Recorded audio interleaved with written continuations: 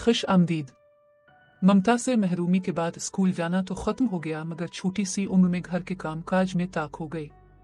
तीनों भाई जब स्कूल चले जाते तो तन्हाई काट खाने लगती, जबकि अबू की सख्ती से हिदायत थी कि बेटी अंदर से ताला लगा कर रखना और जब तक हम ना आ जाएं किसी के लिए भी दरवाजा मत खोलना।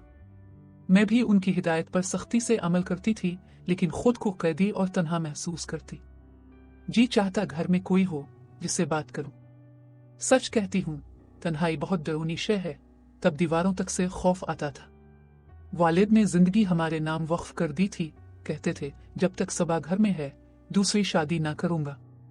मैंने खुद सौतेली माँ के जख्म सहे हैं, जानता हूं कि अगर सौतेली माँ आ गई मेरी बेटी का सुकून छीन लेगी। अब्बा को सौतेली माँ का तजुर्बा था, लेकिन मुझे नहीं। सो मैं कहती थी कि अब दूसरी शादी कर ले। अबू ने मेरी फरमाइश रद्द कर दी।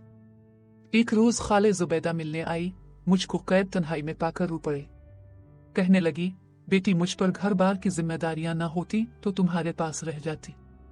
तुम ऐसा करो, कोई जानवर पाल लो और मैं तुमको तोता ला देती हूँ, खूब बातें करता है। मैंने खूब सिखाया है इसे। सच कहती हूँ, इसके साथ तुम्हारा ऐसा दिल लगेगा कि तन्हाई को भूल जाओगी। 2 रोज बाद खाला ने एक तोता पिंजरे समेत लाकर दे दिया। वाकई वो खूब ही पटर पटर बातें करता था। मेरा जी लग गया। अब जहाँ काम करने बैठती इसका पिंजरा मेरे साथ होता। काम भी करती जाती और उसके साथ बातें भी करती जाती। कैसे इस मासूम ने मेरा दुख बांटा बता नहीं सकती। अब तो वो मुझको जान से भी प्यारा हो गया। जी करता हर दम आंखों के सामने रहे, एक पल अपने से जुदा ना करूं। इसकी बेवफाई तो मशहूर है, वरना इसे तोता चश्म क्यों कहते। मैं इस कहावत को भला बैठी। हुआ यूं कि पहले वो हमा वक्त पिंजरे में कैद रहता था। जब मुझसे खूब मानूस हो गया तो मैंने एक दिन इसके पिंजरे का दर खोल दिया। पहले तो वो पिंजरे से निकला ही नहीं, बाद में डरते डरते इसने अपना सर निकाला। देर तक मैं यही तमाशा देखती रही, जैसे वो आजादी का तसव्वुर न रखता हो या फिर बाहर की दुनिया में आने से डरता हो। मेरी 1-2 दिन की मेहनत से बिलाखिर वो पिंजरे से बाहर निकल आया। जब उसने आजादी का मजा चख लिया, सुबह का निकाला शाम ढले पिंजरे के अंदर घुसता।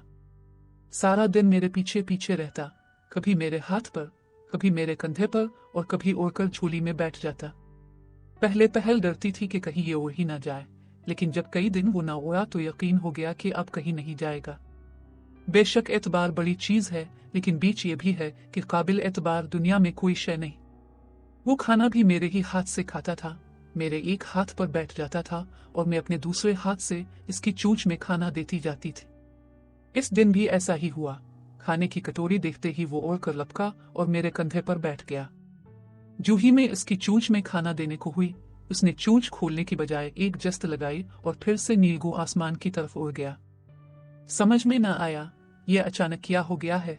मेरा तन्हाइयों का साथी बेवफाई का मुर्तकिब हो चुका था। वो हमेशा के लिए खो चुका था। मैंने इसकी याद में कई दिन तक आंसू बहाए।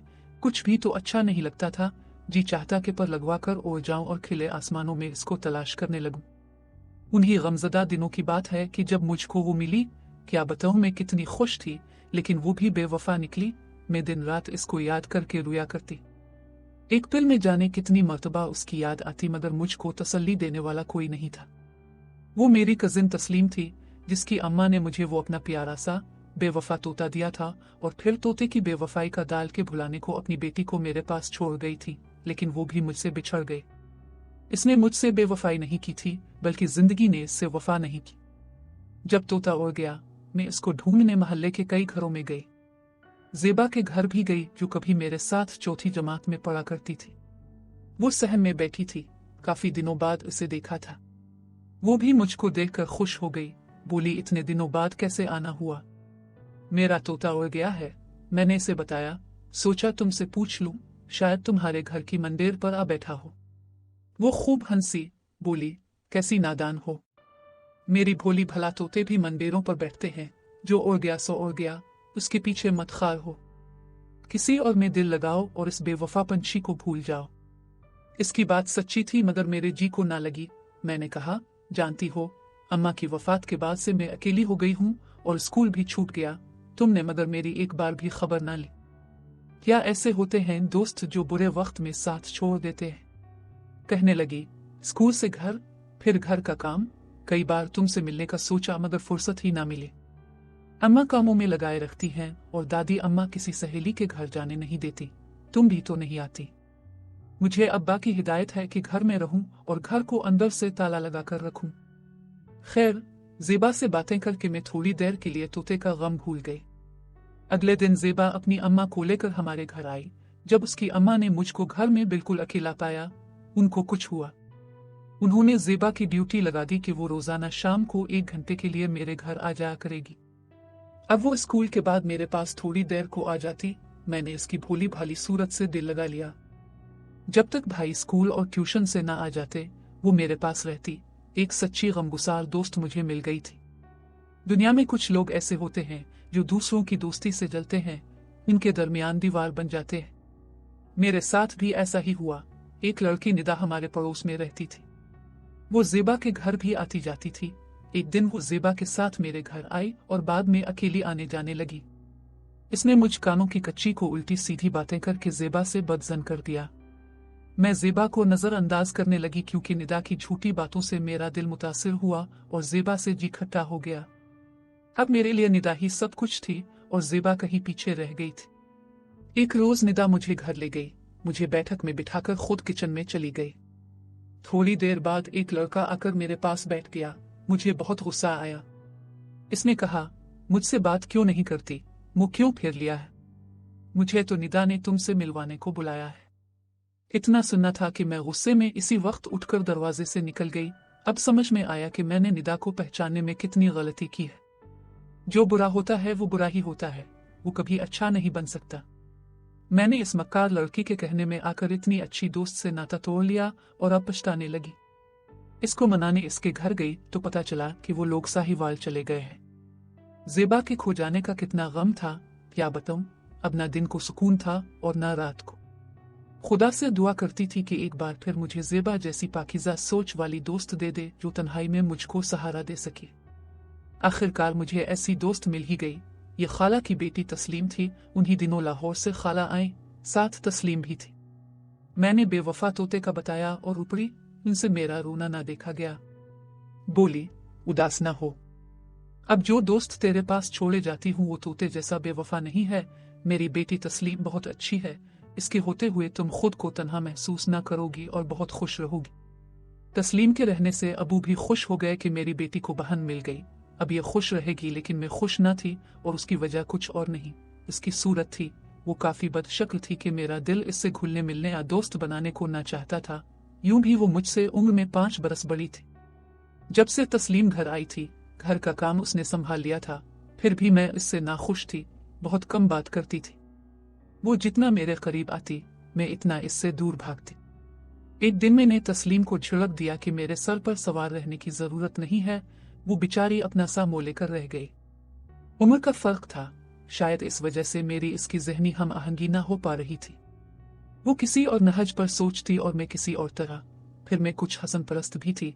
खुद मेरी सूरत अच्छी थी और मेरी जितनी दोस्त बनी सारी लड़कियां खूबसूरत थी। मुझको बदशक्ल लोग पसंद ना आते थे। अबू कहते कि ये तुम्हारी बड़ी बहन है, इसके साथ तजीम से रहा करो। वो जिस कदर मेरा ख्याल रखती, मैं इसी कदर इससे चिढ़ती थी। वो मेरे लिए रोटी पका कर रखती, मैं उसके हाथ की पकी रोटी नहीं खाती थी। प्यार से बात करती, मैं मुंह दूसरी तरफ फेर लेती। ये मेरे इख्तियार में न था। सोचती शायद मेरे और उसके सितारे ही आपस में नहीं मिलते कि इसको देखकर मैं बेजार होने लगती थी। तस्लीम अब अक्सर मेरे मिजाज से दुखी हो जाती थी। मुझे खुद से बेजार देखकर कहती, देख लेना सबा, एक दिन तुम मेरी जरूरत महसूस करोगी और मुझको याद करके रोती रहोगी। कभी नहीं, मैं जवाब देती, मैं तुमको याद नहीं करूंगी और ना मुझको तुम्हारी जरूरत महसूस होगी। जितना वो मुझसे करीब आती, इससे मैं दूर भागती। सोचती इस उलझन से तो मुझको मेरी तन्हाई भली है, लेकिन अबू और खाला कहते लड़कियों का अकेले घर में रहना ठीक नहीं होता, तस्लीम ही रहेगी तुम्हारे साथ। एक दिन सुना ज़ेबा साहिवाल से आ गई है। मैंने पहली बार तस्लीम की जरूरत महसूस की। मैं इसके पास खुद गई और कहा कि मेरी दोस्त आ गई है, लेकिन मुझसे नाराज है। तुम उसको मिना दो तो मुझे खुशी मिल जाएगी। हाँ क्यों नहीं, मैं इसके पास जाती हूँ, तस्लीम ने कहा और उसके घर चली गई। वो सारी गलत फहमियां दूर करके उसे मिना कर ले आए। ज़ेबा सामने आई तो मैं खुश हो गई, जैसे घर में बहार आ गई हो। मेरी दुनिया बस गई, फिर से जी उठी थी मैं। इस एहसान की वजह से अब मैं तस्लीम से बात करने लगी और मेरी इसके साथ कुछ कुछ दोस्ती हो गई। यूं कि मैं इसको तंग करने में लुत्फ महसूस करती, लेकिन वो बुरा मानने की बजाय मुस्कुराती रहती। अगर वो कुछ पढ़ने लगती, मैं इसको शेर सुनाने बैठ जाती, कभी गाने गाकर शोर करती, कभी इसे जतलाती, तस्लीम तुम मुझसे मत रूठना, मैं नहीं चाहती एक बार फिर मेरा दिल टूटे और मैं आंसुओं में डूब जा। इस बात पर वो और ज्यादा हंसती, फिर मजाक में कहती कि तुम तो मेरी जिंदगी हो, तुम ही तो मेरी हर खुशी हो।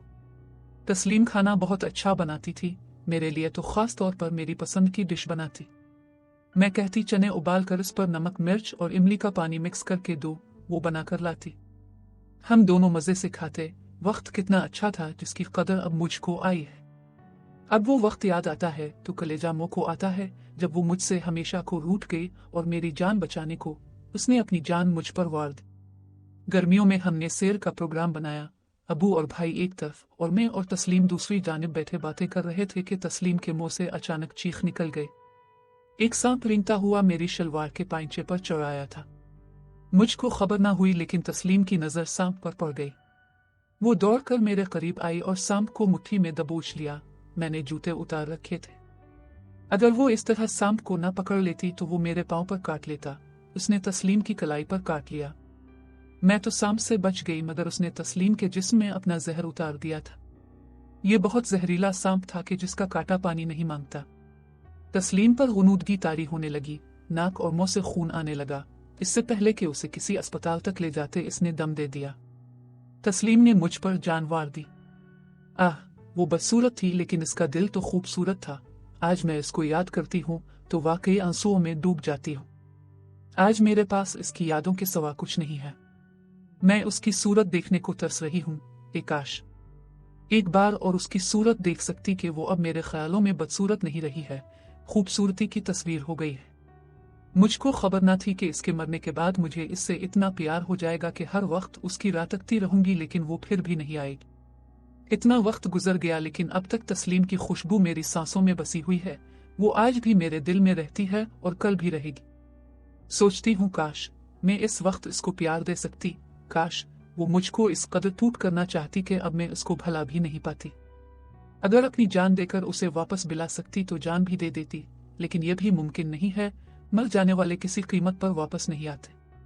सच है, अगर हम जौहर शनास नहीं तो बहुत से अच्छे लोगों को खो देते हैं और बुरे लोगों को अपने गिर्द जमा कर लेते हैं, फिर हमें ऐसा खसारा होता है कि जिसका पूरा करना किसी के बस की बात नहीं रहती। नाजरीन, आज के लिए बस यहीं तक। दुआओं में याद रखिए। अल्लाह हाफिज।